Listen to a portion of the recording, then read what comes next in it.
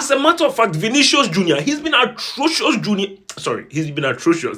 Vinicius has been atrocious whenever he dons the Brazilian national team jersey. Martinelli has been called in the Brazilian national team for God knows how long. Can someone let me know the impact of Martinelli in the Brazilian national team? Like, no, someone let me know at all. What at all has Martinelli done? People are talking about, let's talk about Luis Enrique. What has been Luis Enrique's impact in the Brazilian national team? Joao Pedro not being called for the Brazilian national team for the World Cup has got to be one of the saddest snaps I have seen in football and World Cup list history. First things first, in life, generally, people are told to be an upstanding citizen, take school seriously, do X and Y. And the reward for that is that you'd have a good life, you'd make money, you would be well to do. And so life in general, people are given like criteria of things you should do to become like good in life, to have like a good life. This can be equated to a footballer situation, because what are you told as a footballer who came from the favelas or came from like the streets in Brazil? Make it to the top of Brazilian football, and if you can conquer Europe as well. If you can get into the big leagues in the world, you make it into the big leagues, and after you make it into the big leagues, you get to play for the national team.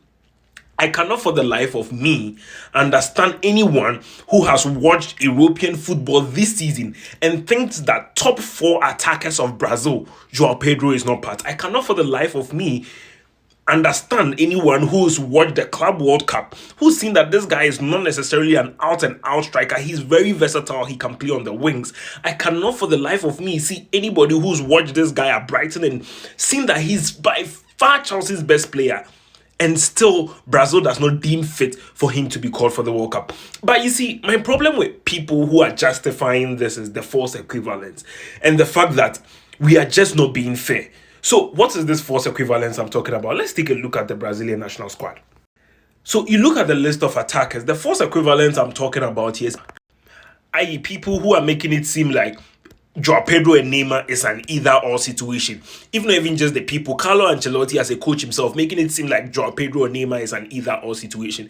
And I look at the way Neymar played during the last World Cup and the way Neymar plays. Neymar is not even an out-and-out striker. Neymar can be termed to be as someone who plays like Cole Palmer these days. He's not necessarily a defensive midfielder, but is very attacking, who can link up play.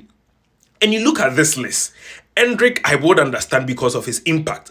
But there is no way you can watch Gabriel Martinelli. There's no way you can watch Ryan. See, Ryan is 19 and whatever, but Ryan is not even Bournemouth's best player. He's done well in this season for Bournemouth, but how many goals does Ryan have? Roughly around 3 goals. And Ryan gets to make it into the team ahead of Joao Pedro. And then people are making it seem like Joao Pedro is not deserved of it. Like, guys, let's be fair. Let's just be fair to people. When people deserve something, let's just be fair. You can't be that good and then you are being benched for Luis Enrique. And people are defending this. It's not an either-or situation. Joao Pedro is way better than many of these people.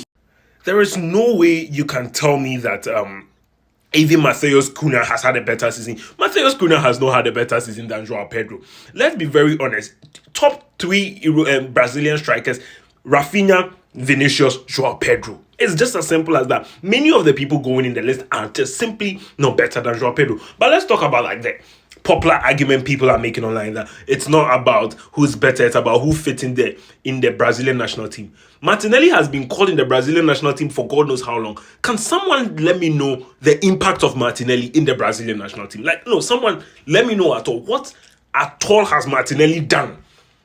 People are talking about, let's talk about Luis Enrique. What has been Luis Enrique's impact in the Brazilian national team? As a matter of fact, Vinicius Jr., he's been atrocious. Vinicius has been atrocious whenever he dons the Brazilian national team jersey. For someone who a country depends on, Rafinha has been more livelier with the Brazilian. If amongst all these attackers that were called, the only person I can say has shone brightly under Brazilian colors, and even Carlo Ancelotti does not even play him anymore, has been Endrick. Endrick's season has been bizarre. Endrick has been shipped out of Real Madrid and he's playing in Lyon and he's doing well in Lyon. But again, his season cannot be better than Joao Pedro. But I understand because of his impact he has for Brazil. Someone like Neymar, I understand because of who Neymar is to Brazilians. And Neymar would always show up. But the comparative is false. It cannot be between Joao Pedro and Neymar. I mean, I am not Brazilian, but why am I passionate about this? I'm passionate about this because I think this is injustice. Is injustice. It doesn't matter which nationality you are. If you do watch football, this is a clear injustice. I mean, for other players who were not called, like Andre Santos, you can understand if Andre Santos was playing in Ligue 1, maybe because of how impactful he was at Strasbourg. But Chelsea's season has been bad, and the brightest light in Chelsea's season has been Joao Pedro. People talk about World Cup being about magical moments. If anybody watched the Club World Cup, which Chelsea won, the Chelsea's game against it's either Palmeiras or Fluminense, Joao Pedro was making goals out of nothing. You cannot look this guy in the face and say he doesn't deserve the World Cup. So, I mean, honestly, I don't think this squad is on a footballing reason. This squad is so on footballing reason, and you can see I wouldn't even say negativity. You could see the regret on Carlo Ancelotti with his half-hearted apology. And let's be honest, this Brazil team is not the Brazil team of old. I don't think this Brazil team wins the World Cup. They don't win the World Cup because in this modern day and era, your fullbacks are Alexandro and Danilo. Man, be serious.